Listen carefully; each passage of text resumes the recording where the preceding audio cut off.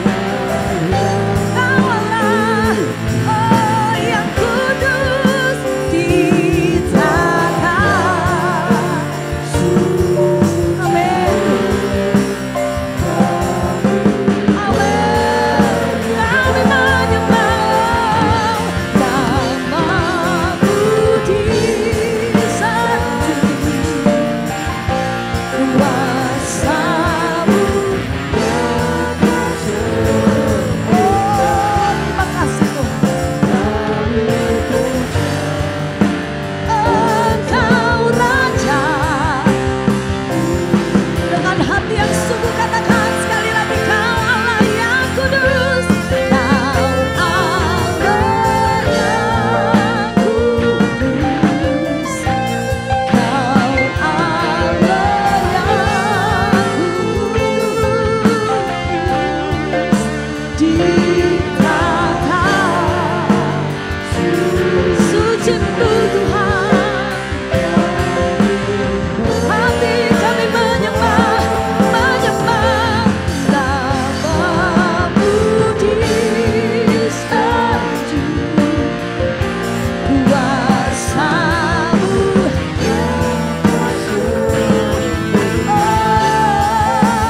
kami puja. Yes, mulia. Mari datang dengan hatimu yang sungguh, kau datang mengucap syukur. Terima kasih Tuhan. Mari angkat mazmur di hadapan Tuhan. Katakan terima kasih Yesus. Hati kami limpah dengan syukur. Kami bangga punya Yesus yang luar biasa dalam hidup kami. Kami percaya Tuhan, di dalam hadirat-Mu ada kekuatan.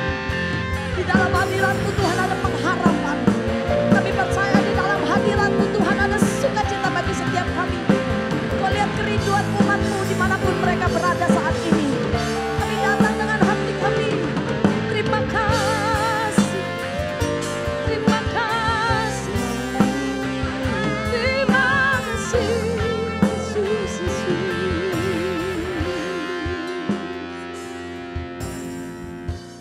Kita nikmati hadirat Tuhan. Kita nikmati hadirat Tuhan. Terima kasih Tuhan. Terima kasih Bapa.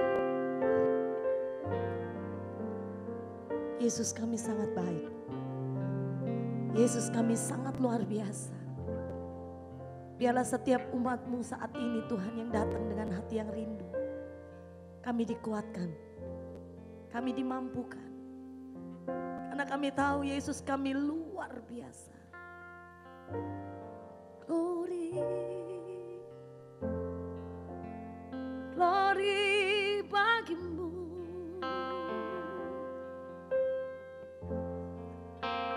Terima kasih Yesus. Terima kasih Yesus Tuhan. Oh Yesus. Oh Yesus. Oh Yesus, Yesus. Amin.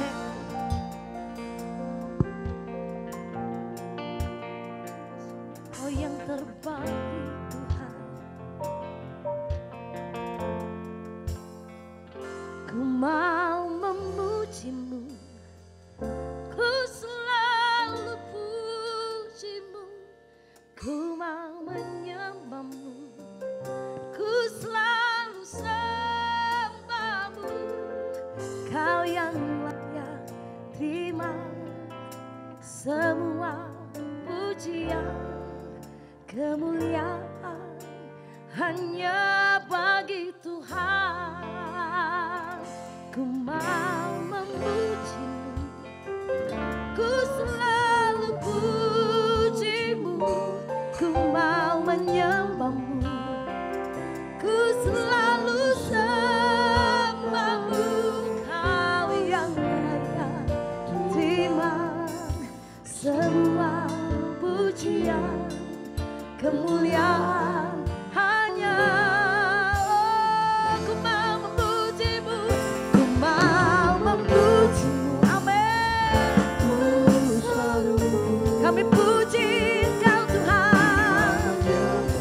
Oh, ku selalu sembah-Mu, Kau yang layak terima.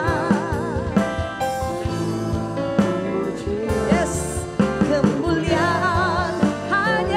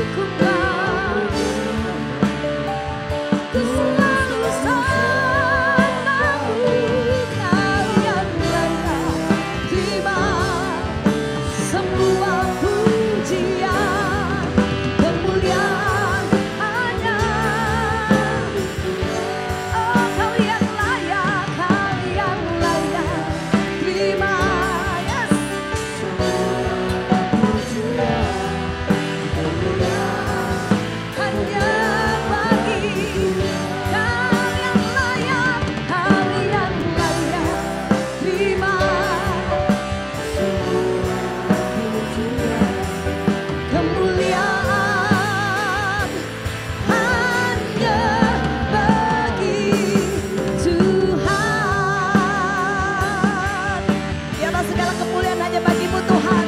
Di dalam nama Tuhan Yesus. Inilah sukacita setiap umatmu. Haleluya, haleluya, haleluya. Amin. Mari sama-sama kita mau datang dengan sukacita. Saat ini kita mau datang dengan hati yang sungguh-sungguh. Tuhan Yesus kita mempesona. Haleluya, haleluya. Saya mengajak setiap kita Bapak Ibu yang terkasih. Mari datang dengan sukacitamu. Mengucap syukur dalam segala hal. Amin. Sungguh kau mempesona. Segala perbuatanmu hapuskan raguku.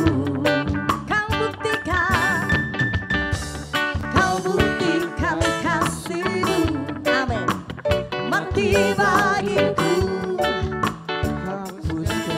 katakan sekali lagi, sungguh kau mempesona, sungguh kau mempesona, segala perbuatanmu hapuskan raguku. Amin. Kau buktikan kasihmu, mati bagiku. Hapuskan dosaku, kau ubahkan, kau ubahkan hidupku, semua menjadi baru. Sekarang ku bersuka di dalam-Mu, Yesusku. Kau jagai hidupku, melangkah di jalan-Mu, sampai ku terima mahkota kehidupan.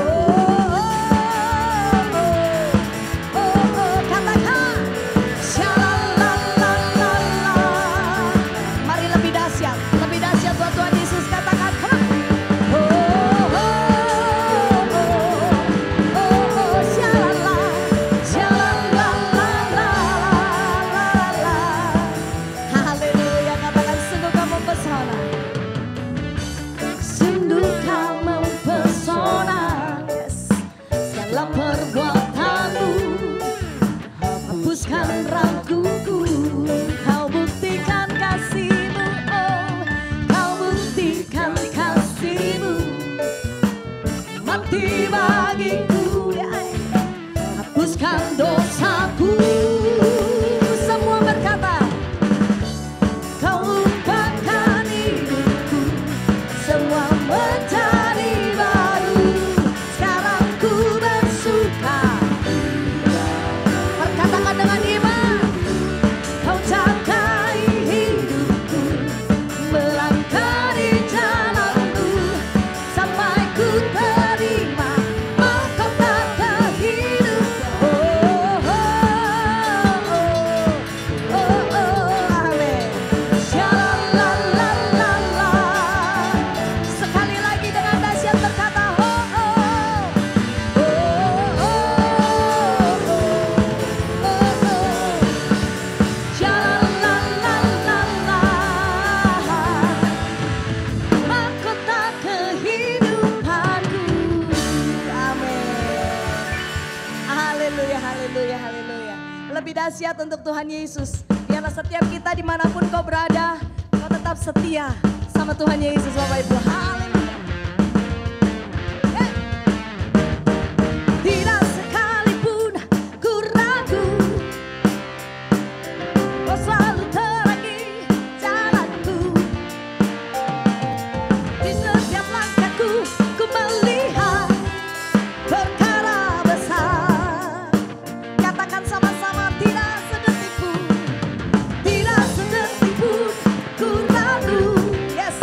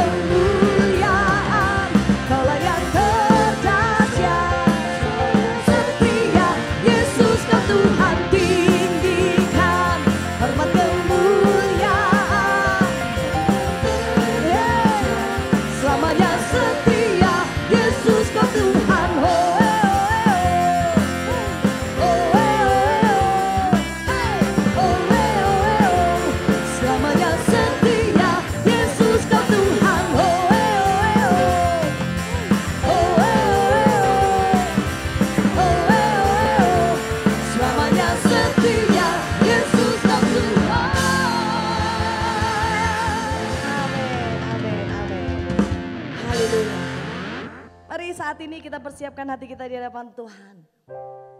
Terima kasih Bapak, terima kasih. Yes Tuhan. Nikmati hadirat Tuhan. Dengan hatimu yang sungguh-sungguh di hadapan Tuhan. Bapak Ibu percayalah bahwa tidak ada yang mustahil dalam tangan Tuhan. Ketika engkau sungguh-sungguh datang, kau berserah, taruh setiap pengharapanmu. Kau punya Yesus yang mampu memulihkanmu Tuhan. Terima kasih Tuhan. Engkaulah jawaban di setiap doaku saat ku menyembah, Roh-Mu bekerja.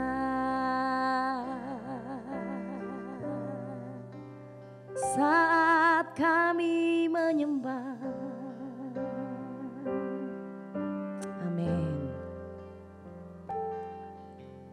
Engkaulah jawaban di setiap doaku saat ku menyembah, Roh-Mu bekerja. Tuhan ku percaya kuasa-Mu sempurna. Amin. Saat ku berdoa,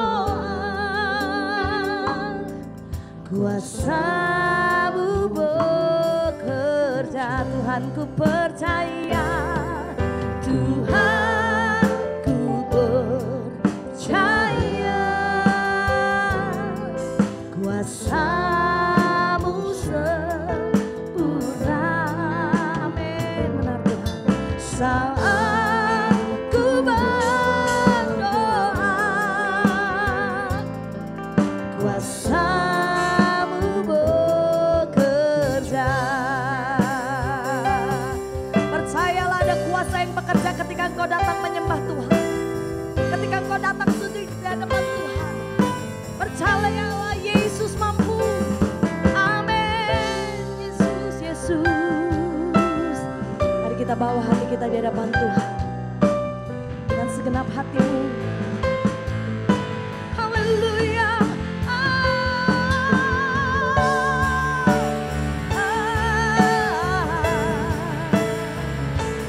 Terima kasih Tuhan. Sama-sama kita katakan di hadapan Tuhan. Tuhan ku percaya kuasa-Mu sempurna. Saat ku berdoa, kuasa-Mu bekerja. Sekali lagi katakan, Tuhan ku percaya. Tuhan ku percaya kuasa-Mu sempurna. Saat ku berdoa, kuasa-Mu bekerja. Saat ku berdoa, kuasa-Mu bekerja. Saat ku berdoa, kuasa-Mu bekerja. Saat ku berdoa,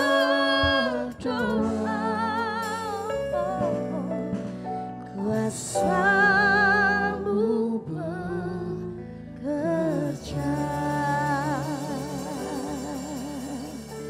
Terima kasih Tuhan, terima kasih Tuhan. Untuk waktu yang Tuhan sediakan bagi kami. Di dalam nama Tuhan Yesus. Haleluya. Amin. Corona boleh ada, tapi sukacita tidak boleh tidak ada. Yang setuju katakan, amin. Saudara-saudara, ya di dunia ini ada istilah-istilah untuk menyatakan suatu orang itu punya kelebihan. Di dunia ini baik yang negatif maupun yang positif. Manusia itu, saudara, ada pernyataan-pernyataan untuk membuktikan dia itu punya kelebihan terhadap orang lain. Umpamanya, saudara, raja judi. Saudara, raja judi itu membuktikan bahwa dia ini punya kelebihan dari semua orang tentang berjudi. Sehingga tiap kali judi dia menang. Karena dia punya kelebihan dari semuanya. Saudara, ada istilah cuma main judi. Tapi dalam bahasa Mandarin disebut tupok kui. Itu orangnya, pakarnya. Saudara, sehingga kalau dia main mesti menang. Punya kelebihan dalam hal berjudi. Ada yang namanya raja mabuk. Wah, kalau dia mabuk, saudara, orang mabuk cuma pusing kepala. Tapi kalau orang luar pulau, saudara, orang Manado dan orang Papua, kalau belum masuk di got itu belum mabuk namanya. Jadi dia punya kelebihan dalam hal mabuk. Saudara-saudara, demikian juga kita lihat koruptor. Itu dia punya keahlian, suatu kelebihan, hal yang untuk korupsi lebih dari orang lain. Nah, dalam hal yang negatif, orang ingin punya kelebihan-kelebihan. Kalau cuma hanya main judi, aku mau yang lebih jadi raja judi. Kalau aku hanya mabuk, aku mau ingin jadi raja mabuk. Supaya aku punya lebih dari orang lain tentang semuanya tadi. Kalau yang negatif, orang ingin punya kelebihan. Yang positif juga orang ingin punya kelebihan. Lihat di dalam dunia ini ada istilah budiman. Apa itu artinya? Orang yang punya kelebihan berbudi luhur kepada semua orang. Makanya orang Jawa punya anak laki dikasih nama Budiman. Supaya besok ini anak berbudi luhur, lebih dari rata-rata. Yang lain tidak berbudi, anakku budi. Makanya kita sudah sejak kecil diajari, IN ini, BU, Bu, DID, budi, saudara. Nah, kita lihat ada lagi istilah dermawan. Ada orang yang punya julukan, panggilan dermawan, artinya orang punya kelebihan dalam hal memberi. Di tengah-tengah orang yang tidak bisa memberi, ini orang punya julukan dermawan, punya kelebihan. Kalau secara jasmani saja yang negatif dan positif, orang berlomba-lomba untuk mendapatkannya. Secara rohani juga mesti begitu. Nah, mari kita lihat bagian kita pada siang hari ini.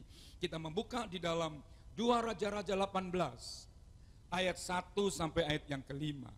2 Raja-Raja pasal yang ke-18, ayat 1 sampai ayat yang kelima. Mari kita berdiri sekali lagi.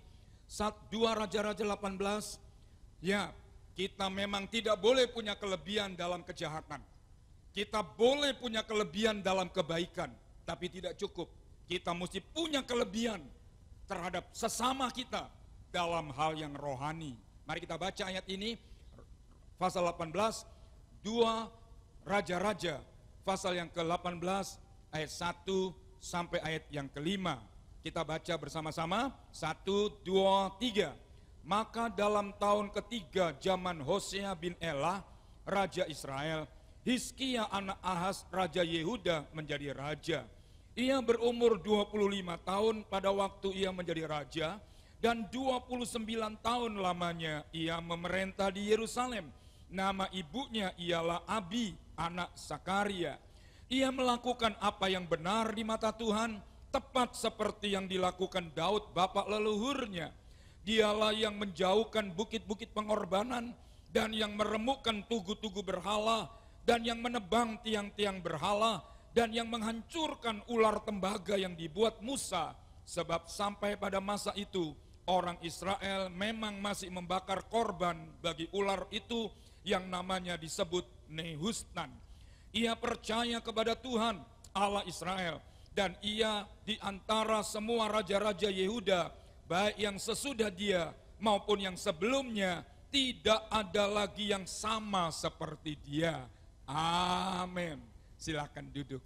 Saudara-saudara, dari pembacaan panjang kita lihat seorang raja bernama Hizkia. Dia memerintah di Yerusalem sebagai raja Yehuda umur 25 tahun. Tidak panjang dia masa memerintah, hanya 29 tahun. Berarti total umurnya hanya sampai 54 tahun. Tidak panjang untuk ukuran manusia.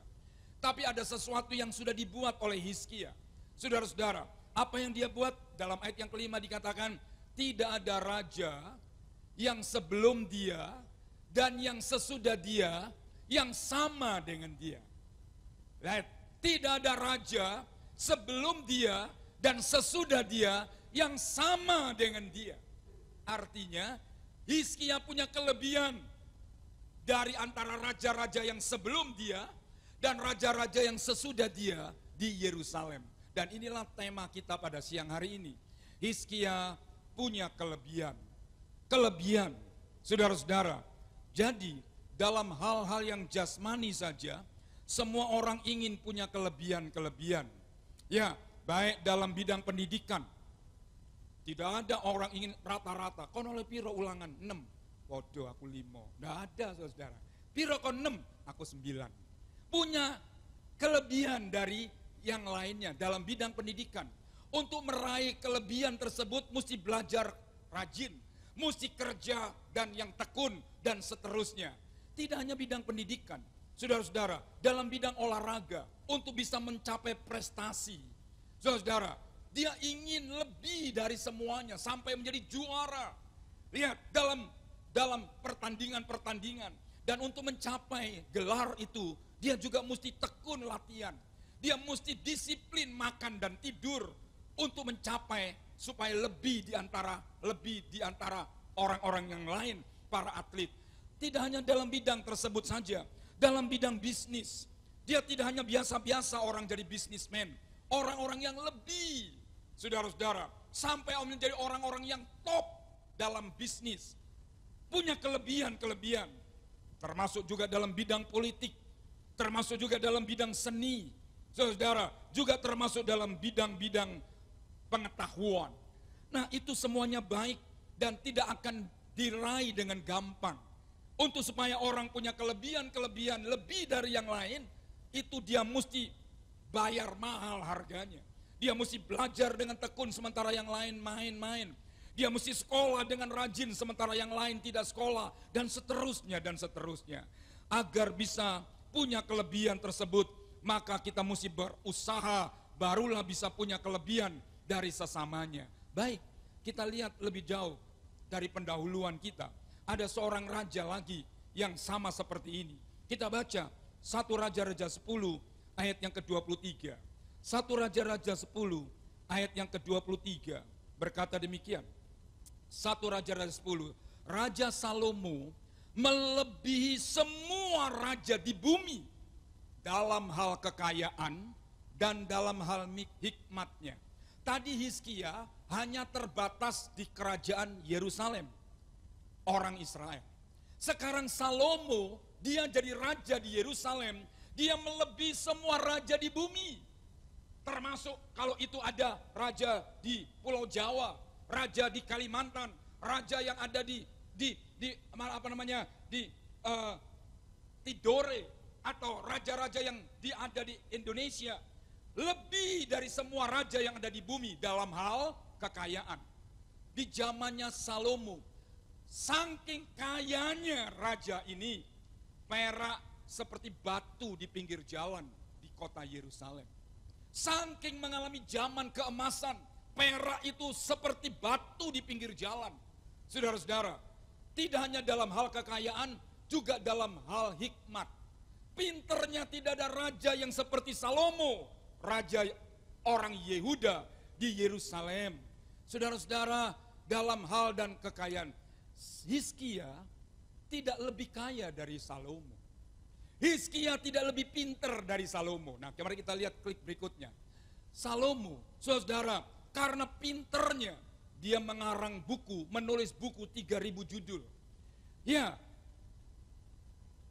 selain mengatur kerajaan, di tengah kesibukannya, saking pinternya dia menulis buku 30 judul, 3000 buku tentang pohon-pohon, tentang burung-burung, tentang binatang-binatang di darat, tentang binatang-binatang di dalam air, tentang bunga-bunga. Saudara, 3.000 judul buku saking pinternya. Dia bukan seniman, tapi di tengah-tengah sebagai raja, dia menggubah lagu. 1.005 judul lagu. Salah satunya bahasa Jawa tadi, saudara Mas Nanang. Kita lihat, 1.005 judul lagu. Tuhan luar biasa kasih hikmat. Tapi juga ndableke luar biasa.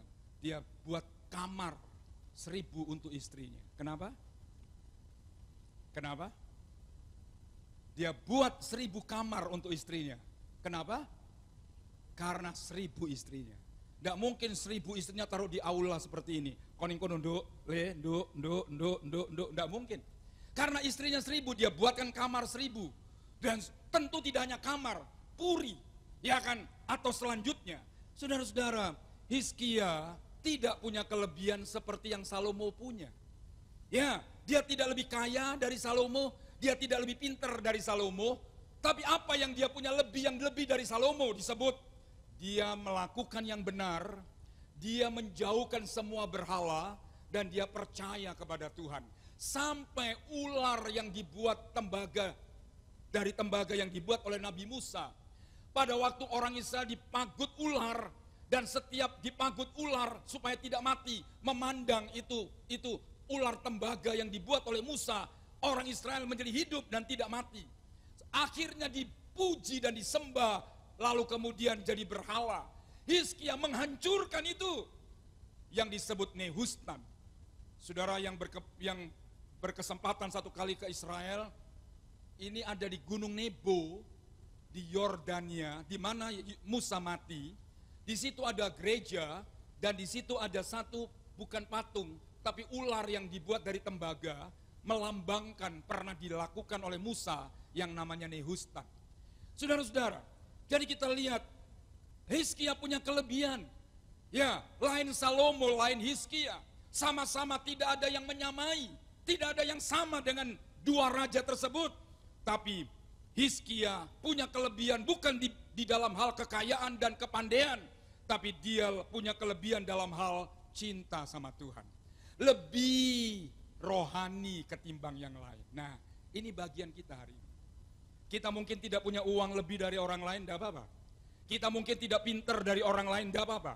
Tapi tidak boleh tidak lebih rohani dari orang lain. Haleluya.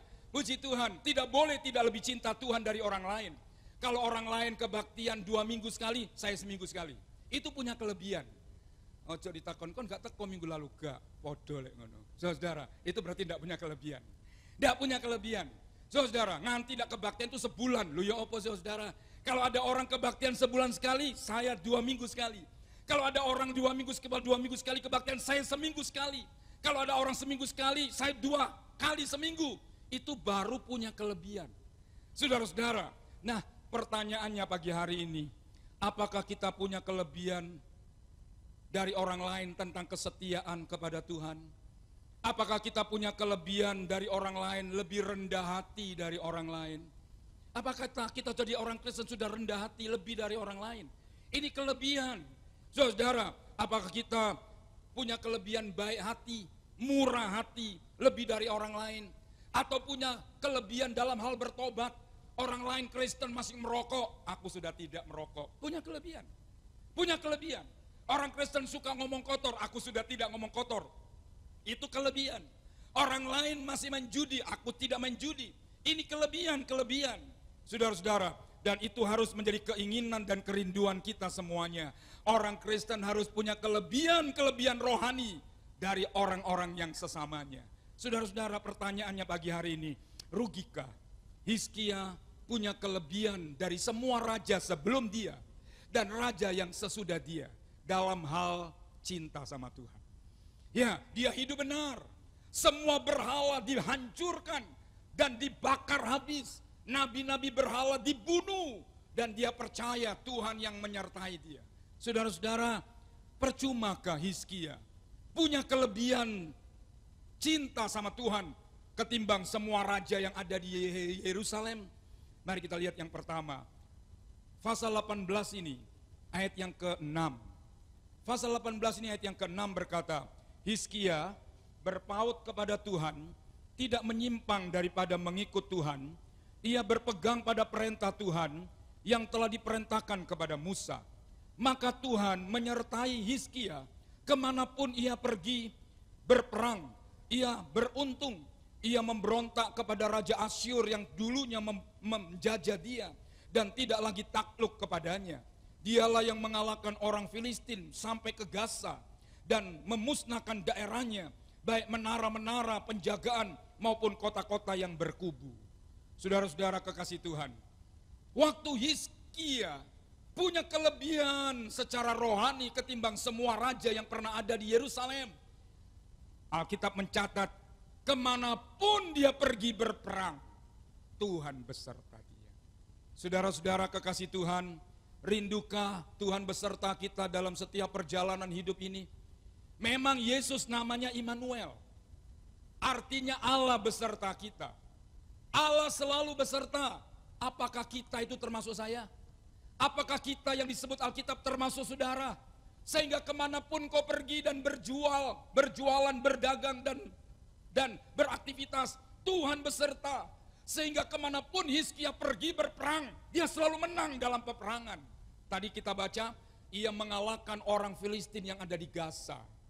Israel sampai sekarang perang itu, perangnya di Gaza. Di situ tinggal orang Filistin. Saudara-saudara, sampai hari ini. Karena orang-orang raja-raja Yehuda tidak cinta Tuhan, Tuhan biarkan musuhnya tidak terkalahkan. Musuhnya tidak dihancurkan karena mereka tidak bersandar kepada Tuhan. Saudara-saudara kekasih Tuhan, Tuhan beserta kemana Hizkia pergi berperang. Hidup ini, saudara, ada di medan perang. Artinya, setiap kita punya musuh. Musuh kita bukan orang. Sebab itu orang Kristen tidak boleh punya musuh yang namanya orang. Dimusuhi orang, enggak apa-apa. Dibenci orang, enggak apa-apa. Jangan kita yang memusuhi orang. Karena itu yang tidak diajarkan oleh Tuhan kepada kita bersama-sama. Tapi sadar kita punya musuh. Dan musuh itu bisa alam. Musuh itu bisa bencana. Musuh itu bisa wabah. Musuh itu bisa virus. Saudara-saudara, hari-hari ini matahari sedang turun ke utara. Matahari sekarang condong ke utara dari garis khatulistiwa. Sehingga di utara belahan bumi itu panas. Barat, Eropa, Amerika, Jepang, Uni Soviet, Korea, Hong Kong itu dingin. Bahkan bersalju. Oh sorry, matahari ke utara jadi panas. Panas. Panas ini mendatangkan hujan lebat dan hari-hari ini saudara lihat bencana banjir. Di mana-mana banjir. Banjir dan banjir. Rusia tadi malam saya baca, lihat di TV banjir yang mati begitu banyak. Di Cina lebih-lebih langganan banjir. Amerika banjir karena memang musimnya sekarang. Selatan dingin, salju. Di Australia, di New Zealand dan kutub selatan. Saudara-saudara kekasih Tuhan, tiap kita punya musuh dalam perjalanan. Bisa musuh itu berupa alam. Kita kan tidak bisa tinggal di rumah. Ada Alkitab berkata, ada orang luput dari singa. Dia ketemu beruang. Dia luput dari beruang, dia sampai di rumah dikira aman. Lalu dia bersandar di dinding, lalu dipatuk oleh ular biludak, lalu mati. Tidak ada yang tempat aman di dalam dunia ini buat kita. Kita punya musuh selain alam. Kita lihat bisa wabah, apalagi hari-hari ini virus. Saudara, siapa yang tidak takut dengan virus? Kita mesti takut dengan virus karena akibatnya mati.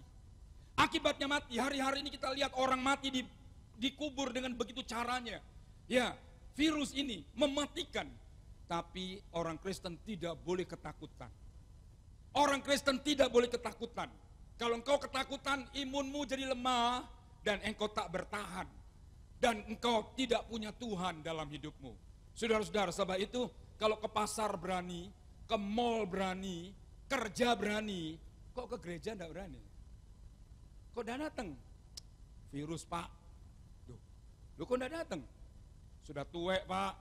Duh, tadi pagi saya ketemu jemaat di Ngono, saya tanya, kok enggak datang ya anunya?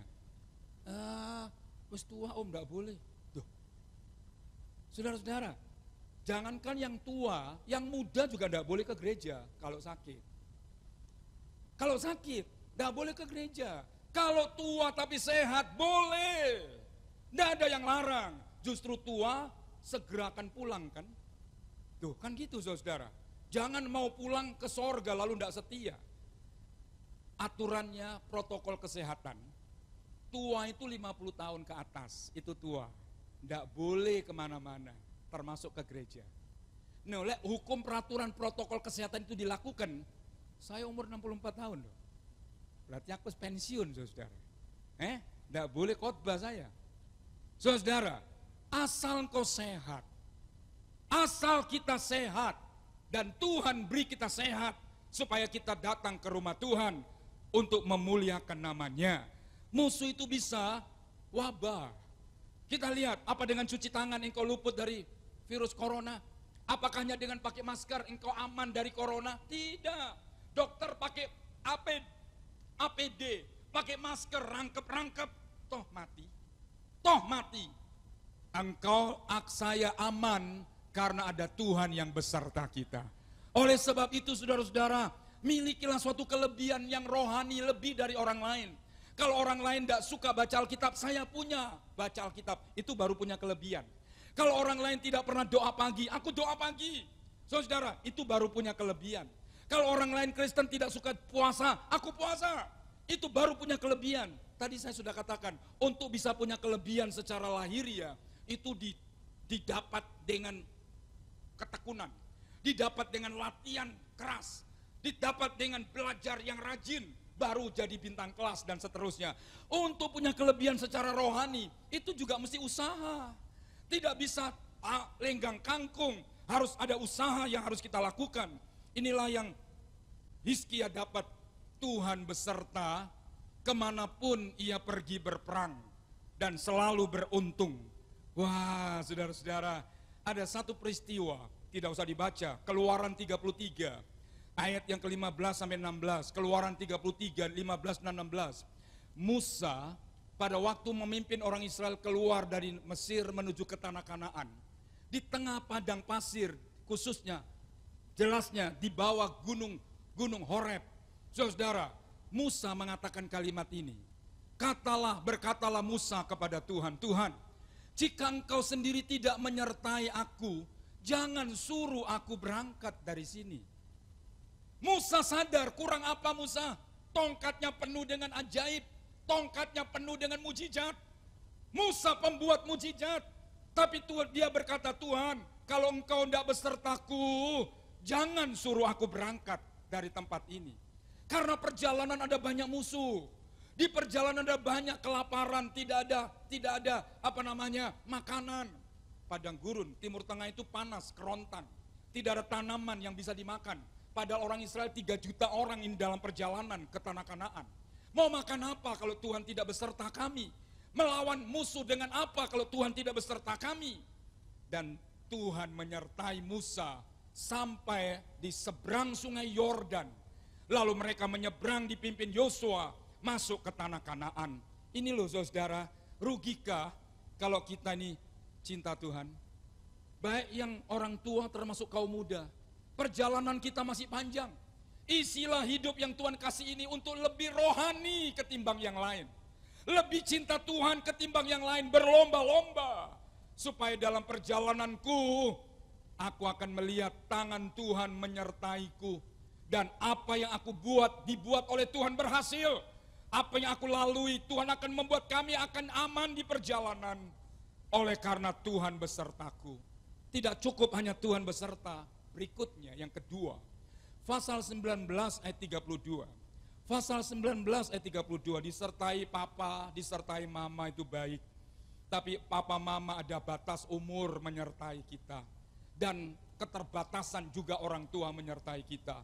Saudara, sebab itu Alkitab mengatakan benar, Tuhanlah penjagaku dan Tuhanlah penjagamu.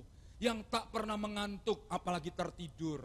Orang tua menjaga kita terbatas dengan tenaga, dengan fisik yang lemah, dan seterusnya. Tuhan menyertai dan menjagai kita dengan luar biasa. Pasal 19 ayat 32. Ayat yang ke-32. Sebab itu beginilah firman Tuhan mengenai Raja Asyur Ia tidak akan masuk ke kota Yerusalem dan tidak akan menembakkan panah ke sana, juga tidak akan mendatanginya dengan perisai, dan tidak akan menimbun tanah menjadi tembok untuk mengepungnya. Melalui jalan dari mana ia datang, ia akan pulang, tetapi ke kota ini ia tidak akan masuk. Demikianlah firman Tuhan. Ayat yang ke-30, ya cukup 33. Saudara-saudara, orang yang rohani, orang yang cinta Tuhan, bukan bebas dari masalah. Bukan bebas dari persoalan. Makanya jangan salah, aku makin ke gereja kok masalahku makin banyak. Saudara-saudara, orang yang cinta Tuhan bukan bebas masalah. Bukan bebas persoalan.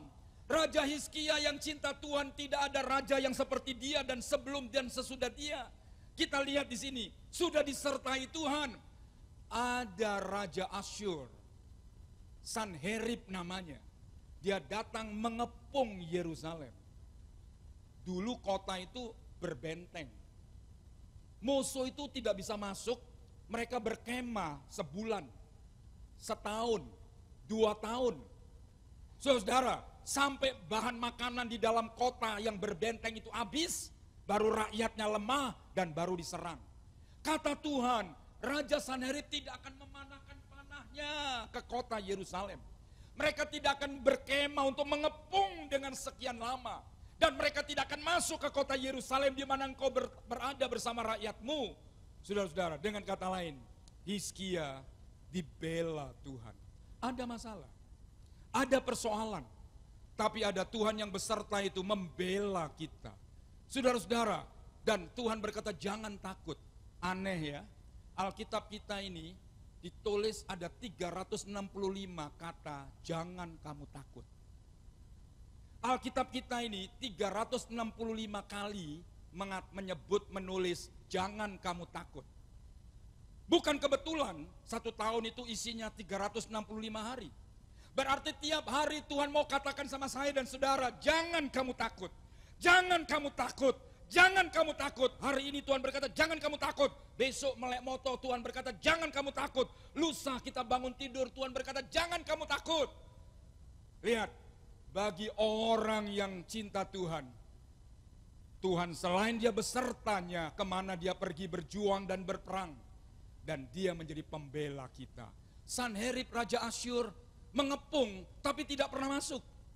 Hanya mengepung tapi tidak bisa menembakkan panah sampai ke belakang tembok yang dikepung. Sehingga amanlah Hizkia dan seluruh penduduk Yerusalem. Karena pembelaan yang Tuhan berikan kepada Hizkia dan rakyatnya. Jangan lari kepada manusia. Dalam keadaan ketakutan Hizkia, dia lari ke rumah Tuhan. Ayat selanjutnya mengatakan, pada waktu Hizkia mengalami ketakutan, itu wajar. Dikepung tentara yang banyak, minimal 200.000 tentara. Nanti kita akan lihat. 200.000 tentara mengepung Yerusalem. Hizkia ketakutan itu wajar sebagai manusia. Bagaimana kami punya pertahanan tidak jebol? Bagaimana kalau mereka masuk ke dalam benteng Yerusalem? Bagaimana mereka akan mengepung dan membunuh kita semua? Pada waktu ketakutan itu datang, Alkitab menulis, Hizkia lari ke rumah Tuhan. Saudara-saudara, mau lari kepada siapa di waktu persoalan datang menimpamu? Mau lari kepada siapa di waktu beban hidup yang berat menimpa hidupmu?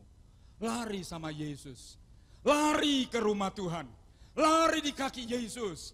Karena dia tidak hanya besertamu, tapi dia juga menjadi pembela kita dalam segala hal. Nah, kita baca ini luar biasa, ayat 34. Pada waktu Hizkia lari ke rumah Tuhan, Tuhan memberikan pernyataan seperti ini. Ayat 34, kita baca ayat 34.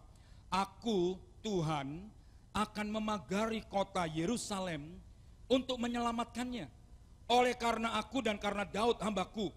Pada malam itu juga keluarlah malaikat Tuhan. Lalu dibunuhnyalah 185 tentara, 185.000 tentara orang Asyur. Dan keesokan harinya tampaklah semua itu bangkai orang mati belaka. Saudara-saudara, pada waktu dia lari di kaki Tuhan, di rumah Tuhan, Tuhan menyatakan, memberitahukan Hizkia, Hizkia, aku akan memagari Yerusalem. Orang boleh berkemah mengepung kota Yerusalem, tapi aku yang jadi pagernya. Siapakah yang bisa tembus? Siapakah yang bisa masuk kalau aku yang memagarinya? Wow, saudara, luar biasa bukan? Ada banyak kesukaran bencana di dunia ini. Tapi kalau Tuhan yang besertamu itu memagarimu, aman bukan sampai hari ini? Aman bukan sampai hari ini? Haleluya. Dan tidak hanya itu, kata Tuhan, besok nanti malam aku akan menyuruh malaikatku membunuh mereka yang berkemah di sekitar Yerusalem. Bukan 1-2 orang yang dibunuh malaikat Tuhan, 185.000 tentara Raja Asyur dibunuh. Dan besok pagi kau lihat, kamu keluar dari istanamu, kau lihat bangkai tentara Raja Asyur bergelimpangan di luar tembok Yerusalem. Wow, Tuhan pageri kita. Orang dunia karena ketakutan, dia pergi ke dukun, dia pergi ke orang tua, dia punya macam-macam untuk menjaga dan memagari dirinya. Saudaraku, bisakah orang memagari orang? Bisakah orang memagari orang? Saudara-saudara, hanya Tuhan yang bisa memagari orang yang berharap kepada Tuhan. Mustahil, tapi itu yang terjadi. Sebab itu saudaraku, rugikah kalau kita punya kelebihan secara rohani ketimbang orang lain? Makanya jangan jadi orang Kristen biasa-biasa. Yang lemah, kuatkan dia. Jangan orang lain lemah, kau ikut lemah, rugi. Jangan orang yang tidak ke gereja, engkau sendiri tidak ke gereja. Yang tidak ke gereja, beritahu hari-hari kedatangan Tuhan sudah tak lama lagi. Jangan engkau lemah, jangan engkau tidak ke rumah Tuhan, jangan engkau undur. Saudara, karena engkau akan melihat untung dan hasilnya orang yang punya kelebihan secara rohani, yang cinta akan Tuhan. Tidak hanya disertai kemanapun kau pergi berperang dan menang, tapi Tuhan akan membela dan memagarimu dari musuh yang menakutkan, ingin mencabut nyawamu. Saudara-saudara, luar biasa. Saya tiap malam, saya tadi malam ditanya sama tante, tadi malam apa enggak? Kemarin siang. Pap, Mazmur 34 ayat berapa?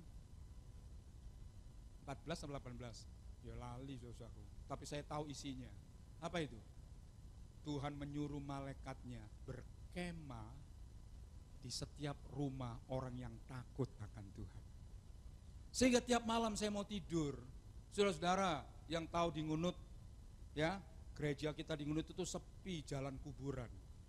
Malam sedikit enggak ada orang. Enggak ada orang lewat, cuma pocongan yang lewat. Ya kan?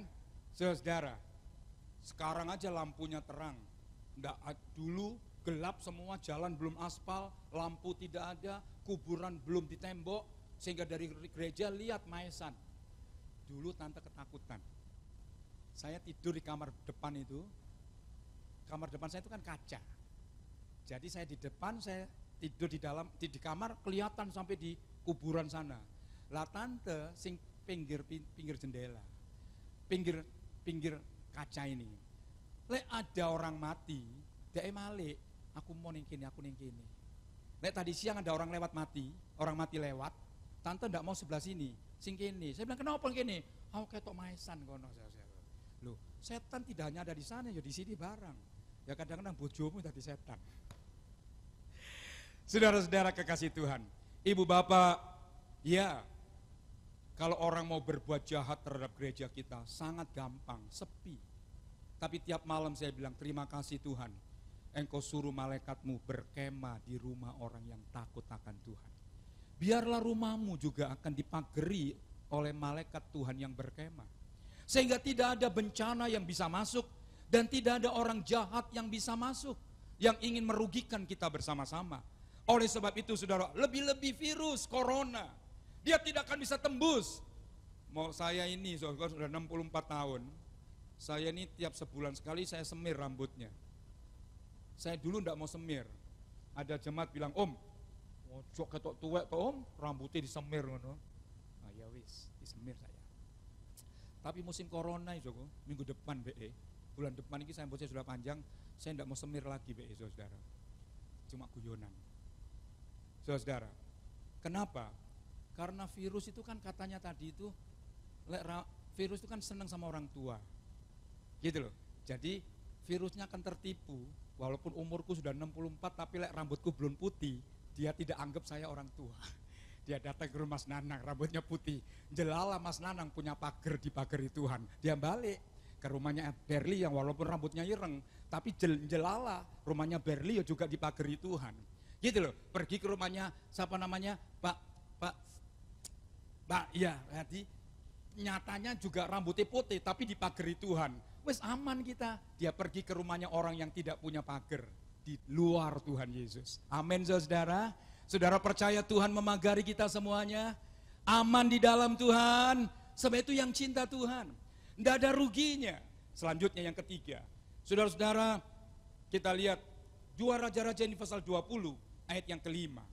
Ayat yang kelima dan ayat yang keenam berkata demikian. Baliklah dan katakanlah kepada Hizkia raja umatku. Beginilah firman Tuhan Allah Israel, Allah Daud. Telah ku dengar doamu, telah ku lihat air matamu. Sesungguhnya aku akan menyembuhkan engkau pada hari yang ketiga dan engkau akan pergi ke rumah Tuhan. Aku akan memperpanjang hidupmu 15 tahun lagi. Dan aku akan melepaskan kau dan kota ini dari tangan Raja Asyur. Aku akan memagari lagi kota ini oleh karena aku dan oleh karena Daud hambaku. Lagi-lagi orang yang punya kelebihan rohani ketimbang orang lain. Bukan berarti bebas dari masalah, bebas dari persoalan, bebas dari bencana. Hizkia bisa didatangi musuh.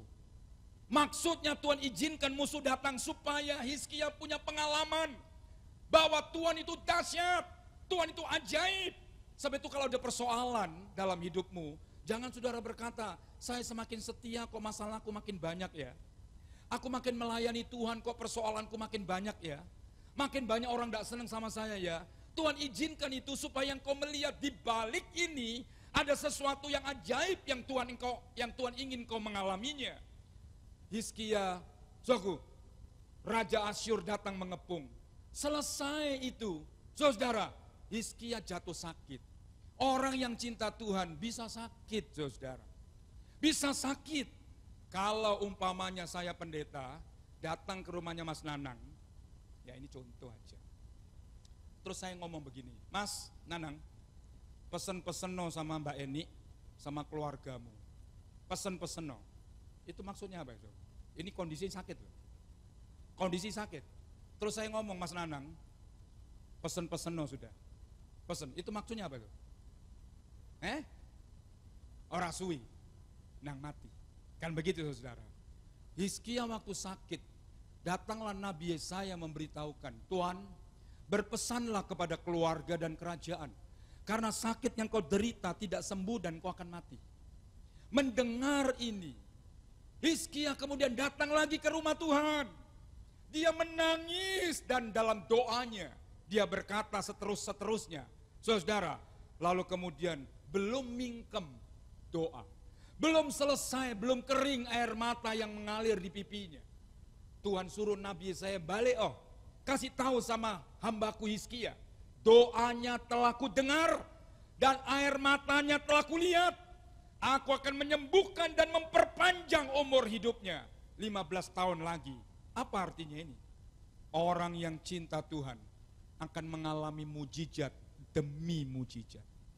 Lihat saudaraku, mengalami mujizat demi mujizat. Wow saudara, satu dengan mujizat Tuhan membunuh dalam semalam 185.000 tentara Asyur. Itu mujizat. Saudara tidak berperang. Tapi Tuhan yang berperang ganti orang yang cinta kepada dia. Selesai itu Tuhan izinkan lagi sakit, menderita Hizkia. Lalu kemudian dia berdoa di rumah Tuhan. Dan Tuhan izinkan mengalami mujizat demi mujizat. Apa sih mujizat itu? Mujizat itu, saudara, yang biasa-biasa sakit sembuh, itu mujizat. Itu mujizat. Tapi ini mujizat yang biasa. Semua orang alami. Sakit sembuh itu semua orang alami. Saudara, miskin jadi kaya itu semua orang, walaupun itu mujizat. Itu mujizat. Dan mujizat Tuhan masih berlaku buat kita. Tapi Tuhan tidak hanya ingin memberikan mujizat yang biasa-biasa kepada kita. Memberikan mujizat yang luar biasa. Apa itu? ditambah 15 tahun lagi umur yang sudah harus mati. Itu tidak pernah terjadi di Alkitab. Hanya sekali peristiwa ini. Hanya sekali peristiwa Hizkia. Tuhan menambah umurnya 15 tahun lagi. Tidak hanya sembuh, tapi 15 tahun lagi ditambah umurnya. Dan ini mujizat yang luar biasa. Rugikah? Rugikah punya kelebihan rohani cinta akan Tuhan ketimbang yang lainnya? Yang lainnya Salomo mati, tidak ditambah umurnya. Raja-raja yang lain mati, tidak ditambah umurnya. Tapi Hizkia satu-satunya yang tidak ada yang sama dengan dia, yang tidak ada sama setelah dia. Tuhan tambahkan umurnya 15 tahun lagi. Oleh sebab itu, jadilah Hizkia yang rohani. Saya dan saudara, memang umur kita ada batasnya, tapi Tuhan ingin menambah umur kita supaya kita bisa lebih banyak berguna untuk Tuhan, berguna untuk sesama, dan berguna untuk nusa dan bangsa, negara di mana kita berada. Puji nama Tuhan. Kita baca ayat yang terakhir, ayat yang kelima. Ayat yang kelima berkata demikian. Baiklah, katakanlah kepada Hizkia, raja umatku, beginilah firman Tuhan Allah Israel, Allah Daud bapa leluhurmu, telah kudengar doamu, telah kulihat air matamu. Sesungguhnya aku akan menyembuhkan kau pada hari yang ketiga, lalu engkau pergi ke rumah Tuhan. Saudara-saudara, Tuhan berkata apa? Doamu ku dengar. Siapa kita ini bila berdoa, Tuhan mau dengar dan jawab lagi. Kadang-kadang kita ngomong sama orang tidak didengar omongan kita. Kita mengeluh, mengadu kepada siapa, orang tidak mau tahu dan tidak mau dengar apa yang kita aduhkan kepada mereka. Siapa kita ini Tuhan mau dengar suara doa kita? Siapa kita ini Tuhan mau dengar dan jawab doa kita? Waktu dalam keadaan sakit yang disuruh pesan-pesan oleh Nabi Yesaya kepada Hizkia. Hizkia berkata, dia datang ke rumah Tuhan, dia berkata, Tuhan ingatlah aku hambamu. Ingatlah aku hambamu. Ingatlah aku hambamu. Dan dia menangis. Belum kering air matanya. Tuhan bilang, doamu ku dengar. Air matamu aku melihat. Dan dijawablah doanya. Dengan menambah umur 15 tahun lagi dari yang sudah. Sebab itu pesan firman Tuhan hari ini buat saya dan saudara-saudara. Jadilah orang Kristen yang cinta Tuhan. Lebih dari yang lain. Lebih dari yang lain. Yang lain biasa-biasa, saya lebih. Supaya engkau juga mengalami yang lebih, yang tidak biasa-biasa. Gitu loh, mengalami yang lebih, yang tidak biasa-biasa. Apalagi dalam saat yang sulit seperti ini. Dalam keadaan sukar seperti hari-hari ini. Saudara, Tuhan akan melakukan yang lebih yang lebih kepada orang-orang yang juga punya kelebihan rohani yang cinta sama Tuhan. Kiranya Tuhan memberkati kita bersama-sama. Mari sama-sama kita bangkit berdiri Bapak Ibu. Kita akan sama-sama membacakan pengakuan iman rasuli. Apa yang kau percayai tentang Allah Bapa? Aku percaya kepada Allah Bapa yang Maha Kuasa, Khalik langit dan bumi. Apa yang kau percayai tentang Yesus Kristus anak Allah? Aku percaya kepada Yesus Kristus anak Allah Tuhan kita, yang dikandung daripada Roh Kudus, lahir dari anak darah Maria, yang menderita sengsara di bawah pemerintahan Pontius Pilatus, disalibkan, mati dan dikuburkan, turun ke dalam kerajaan maut, pada hari yang ketiga bangkit pula dari antara orang mati, naik ke surga, duduk di sebelah kanan Allah Bapa yang Maha Kuasa. Dan dari sana ia akan datang untuk menghakimi orang yang hidup dan yang mati. Apa yang kau percayai tentang Roh Kudus? Aku percaya kepada Roh Kudus, gereja yang kudus dan am, persekutuan orang kudus, pengampunan dosa, kebangkitan tubuh, dan hidup yang kekal. Amin. Kita akan sama-sama memberikan persembahan kita di hadapan Tuhan. Haleluya. Mari memberi dengan sukacita. Amin. Haleluya.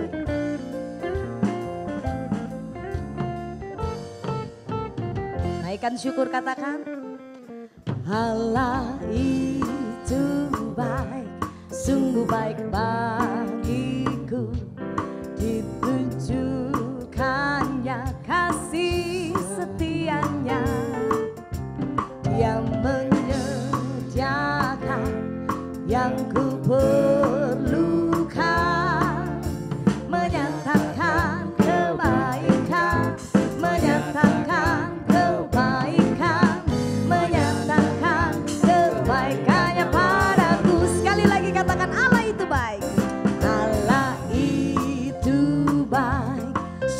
baik bagiku, ditunjukkannya kasih setianya. Amin. Dia menyediakan yang ku perlukan, menyatakan kebaikan. Katakan menyatakan kebaikan. Menyatakan kebaikannya padaku, kasih setianya, kasih setianya tak pernah berubah, dulu, sekarang, dan selamanya. Amin. Ajaiblah kuasa di dalam namanya Yesusku, luar biasa. Katakan sekali lagi, kasih setia, kasih setianya. Amin. Yes. Dulu, sekarang, dan selamanya. Ajaiblah kuasa di dalam namanya Yesusku, luar biasa. Yesusku luar biasa. Yesusku luar biasa. Sekali lagi katakan, Yesusku luar biasa. Amin. Puji nama Tuhan. Tuhan memberkati setiap persembahan dari Bapak Ibu. Dan sama-sama kita akan akhiri ibadah kita saat ini di hadapan Tuhan. Haleluya. Terima kasih Tuhan. Ku bersyukur padamu Tuhan, buat kasih setiamu di dalam hidupku. Anugerahmu besar bagiku, di setiap langkahku. Ku memujimu, katakan, ku bersyukur padamu Tuhan, buat kasih setiamu di dalam hidupku. Anugerahmu besar bagiku, di setiap langkahku. Ku memujimu, kami memujimu Tuhan. Ku memujimu, ku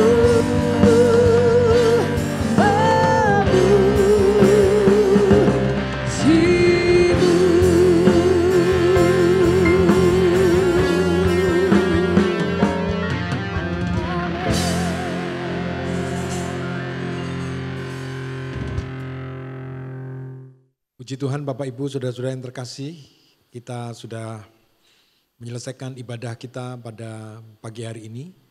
Kita sudah memuji Tuhan, kita sudah mendengarkan firman Tuhan yang menolong kita, memberikan kekuatan kepada kita sekalian. Dan mari kita akan tutup di dalam doa, kita mengucap syukur untuk waktu yang Tuhan sudah sediakan bagi kita pada hari ini. Mari kita berdoa. Bapa di dalam sorga, terima kasih untuk waktu yang Tuhan sudah sediakan bagi kami.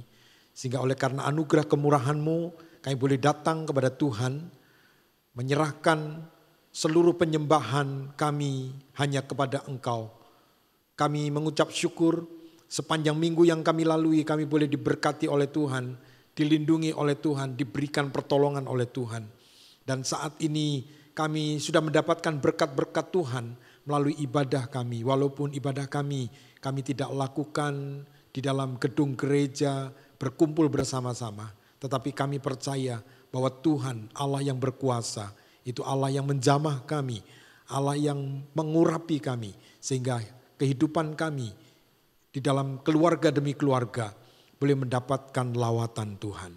Terima kasih Bapa, terima kasih. Ajar kami hidup di dalam kehidupan kami, belajar kepada orang-orang yang hatinya terus terikat, percaya, beriman, berserah, bersandar hanya kepada Tuhan.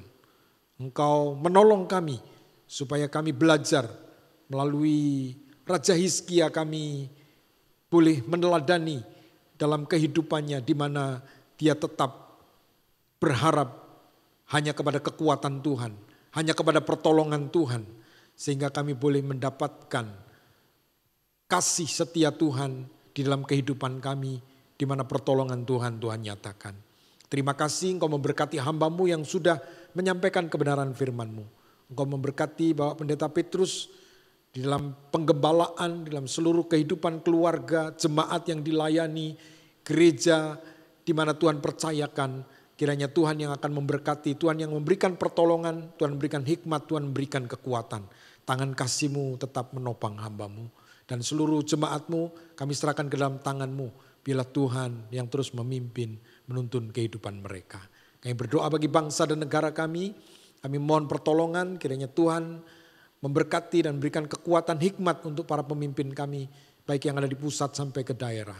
Engkau memberkati kota kami Surabaya, Engkau memberkati masyarakat yang ada di Surabaya ini. Kiranya Tuhan sendiri yang menolong supaya mereka boleh tetap disiplin dalam waktu-waktu pandemi yang belum selesai ini. Supaya mereka dapat menjalani kehidupan mereka dengan pertolongan Tuhan, kekuatan Tuhan. Sehingga COVID-19 ini di kota Surabaya mulai boleh bisa dikendalikan dan turun orang-orang yang terpapar COVID-19 ini Tuhan. Engkau memberkati juga para dokter dan seluruh perawat yang bekerja keras untuk menyembuhkan mereka yang sedang mengalami sakit oleh karena terpapar COVID-19. Engkau sendiri yang memberikan pertolongan. Terima kasih Bapa, terima kasih. Saudara-saudaraku yang terkasih dalam Tuhan, angkatlah kedua tanganmu, serahkan seluruh kehidupan di dalam tangan Tuhan. Bila tangan Tuhan yang memegang seluruh kehidupan kami, menuntun setiap kehidupan kita. Di dalam kehidupan kita berjalan melangkah sesuai dengan apa yang Tuhan berikan dalam kehidupan kita. Terang firman-Nya menolong kita untuk terus maju, iman kita semakin bertumbuh dan pengharapan kita semakin teguh, semakin kuat kepada Tuhan.